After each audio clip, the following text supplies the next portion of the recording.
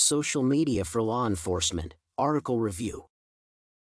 Social Media, Establishing Criteria for Law Enforcement Use is an article which was written by Robert Stewart in the official FBI Law Enforcement Bulletin.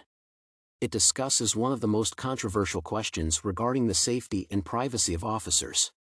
The relevance of this topic cannot be overestimated because, at present times, social media have become an essential part of the modern internet. Their influence on life is enormous. For this reason, important facilities, such as law enforcement agencies, should be careful about using them. At the beginning of the article, the author tries to understand the phenomenon of social media and apply it to law enforcement. After that, Stewart attempts to address the main problems that arise from the use of it by officers because inappropriate information can be leaked through online posts. Then the author develops a solution on whether their social media activity should be restricted and on what terms it must be done. Before proceeding with discussing this matter, it would be important to address the significance of reputation. Reputation is a rational factor and is formed only based on the experience of repeated interaction between the facility and its clients. For this reason, people perceive the department and consciously compare it with their encounters and the authoritative opinions of experts. In general terms, reputation can be defined as a set of public opinions about the merits and faults of an organization. Concerning these opinions, people make decisions on whether they should trust it or interact with it. For this reason, the main goal of reputation management in law enforcement departments is to reduce the amount of negative information. As a rule, the negative behavior of the employees in government agencies and departments on social media causes a great public backlash. In addition, it often damages the impression of the facility, therefore, reputational losses are inevitable.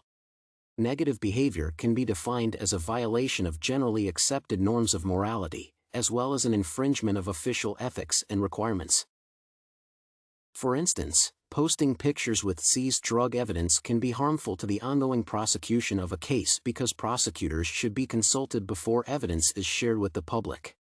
News articles about such cases are quickly spread on the internet and are freely available.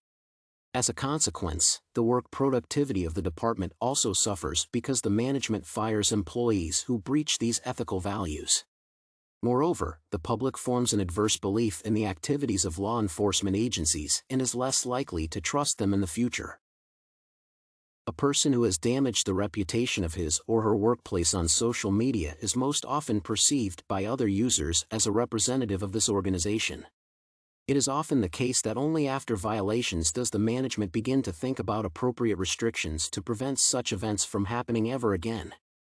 Therefore, the employees are reprimanded, sometimes even fired, and their colleagues are blocked from accessing social media and are threatened with different forms of punishment. This approach can be considered incorrect in terms of employee loyalty to the company since tough measures were introduced before the implementation of any rules. In addition, such a severe method can make the impression that the freedom of employees is limited. The workers do not feel trusted anymore, and their productivity is likely to decrease. That is why the department should suggest an approach to their employees that will be perceived positively and clearly considered by them as a necessity for the future of the agency. In this regard, Stewart believes that it is necessary to train staff to use social media appropriately. The employees should communicate with their colleagues and friends in a way that will be not only safe but also useful for the reputation of law enforcement. For instance, the researcher suggests providing training that will follow two essential steps, where the first one would be addressing general computer, internet, and social media security and privacy issues. The second step is more complicated since it includes considering the practical application of the policy on the use of social media. However, aside from teaching, it is also essential to regulate the department's activity on the internet. For instance, management can formally collect and maintain data on the accounts of social media. This information should also be frequently updated. Furthermore, it is also vital to develop and include in the work plan policies on maintaining personal accounts of employees in social networks and organize lectures by specialists on this topic. including such regulations that oblige the employee to comply with the rules of communication on the internet in the work routine can certainly improve the situation. In other words, these measures will make it possible to form the correct behavior of officers on the internet, thereby reducing reputational risks for law enforcement.